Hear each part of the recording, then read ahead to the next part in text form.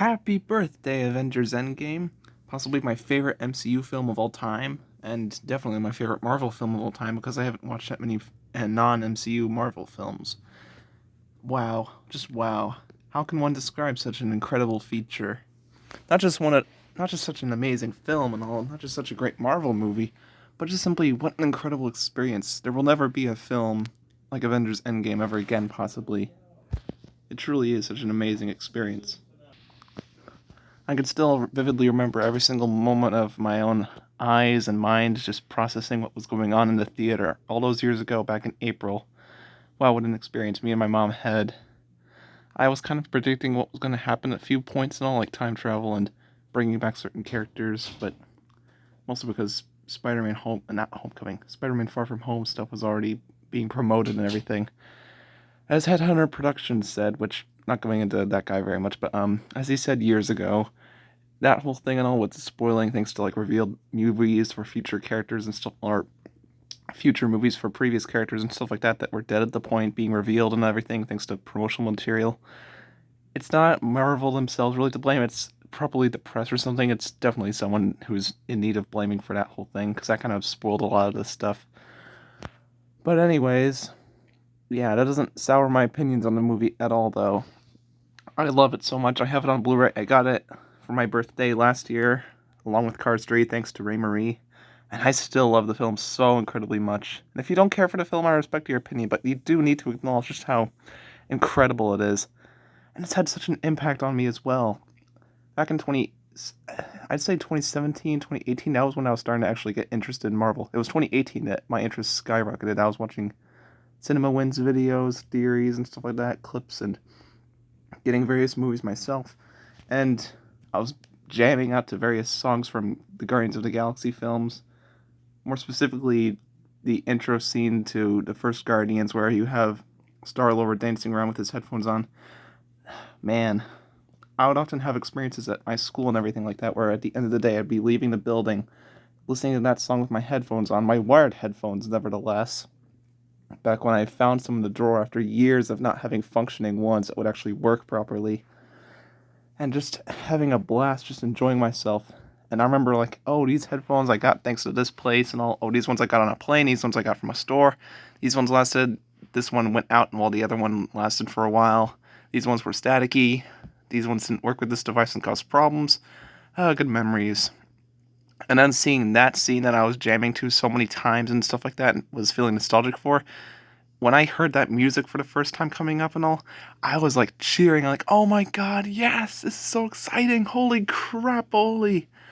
I also remember in the theater experience, the Lion King reboot, whatchamacallit trailer was on the previews as well, and I was just covering up my eye, closing my eyes and covering up my ears, just la la la la, don't care, don't care, don't care, don't care, don't care, don't care, I'm not listening, not interested.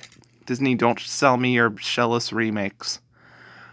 But yeah, and that portal scene was such a breathtaking piece of film. I just can't describe how amazing it is. And what's also interesting is that not only is it inspirational, this whole film, but also, you guys know that I love Jurassic World Evolution. I haven't doing much Jurassic World stuff and all, or even watching that many videos because I want to avoid anything like YouTube recommending me the trailer and then revealing that like Spinosaurus is coming back or whatever. I would like to see that in the film itself and not told me months beforehand. We all know what happened to Fallen Kingdom with its trailers, don't we? But because of that and all, I've kind of separated myself from the whole Jurassic Park thing. But I've still loved Jurassic World Evolution and everything like that. And I still love the franchise so much, and it means so much to me. But for a while, I was actually like imagining Avengers Endgame and Infinity War, but instead of that, the Indoraptor is Thanos, and all the species from evolution are all the Avengers and everything like that. And half of the human race and all these like dinosaurs that were like once people and all, but then they had their minds transferred into dinosaurs. Long story. It's kind of hard adapting one thing into a different thing. I mean, for a while, I had the idea of taking the Rogue Robots and putting them in HQ-37's animation FNAF series. Yeah, I gotta think this kind of stuff out and all that nobody else would even interpret or even come up with. And yet, I constantly see people just doing generic roleplay number 9062 and it gets billions of views. Anyways, I was constantly having this whole idea of the whole Jurassic World evolution thing and all, and I was constantly imagining like the end credits for Endgame and all, but with Jurassic World evolution species. And I could just imagining all the images flickering in my head and all, Sinoceratops, Kentrosaurus, and Majungasaurus, Tyrannosaurus Rex, Triceratops, Apatosaurus. It just gets more and more exciting with the amazing music and just listing out what each character would be and when they would appear in a certain scene if it was real, perhaps. This kind of stuff nobody else thinks about other than me. And it's still something I appreciate this film for. Not to mention the portal scene, which multiple occasions and all, I plan to make a car. I still do, by the way. Plan to make a Cars Community Series Adventures film, and hopefully in that film I'll do a recreation of the portal scene from Endgame, but with all the various characters and stuff like that, from the Monster House to FNAF animatronics, Thomas Trains, Cars, YouTubers, all the exhibits from Night at the Museum, um, God and Evan Baxter and his family, and all the animals from Evan Almighty, dinosaurs from Jurassic World, and everything like that. You basically get, Shrek, the Rogue Robots. You basically get the idea. Just how amazing and incredible would that be? And that's one of the main reasons why I approve and just love and appreciate Avengers Endgame itself. Not to mention how great the film is itself. It's beautifully shot, super rewatchable. It's filled with tons of details and plot elements. It's super long and enjoyable to watch. I remember in the theater thinking to myself, like, when Captain says, "Avengers, assemble," I kept thinking it was going to cut there right before they start hitting one another. But it kept going, and it was amazing. And by the end, I was clapping and tearing and all. I even waited, like, a few minutes after the film ended just to see if there was, like, an end credit scene. I'm like, is there one? Only to hear, like, hammers banging. And then in the future, I realized what that was referencing. And I appreciated that. It's a beautiful circle, time vacuuming all the way back to the beginning. Even though the MCU is still going, or at least attempts to be, COVID-19 stopping Black Widow. But, yeah.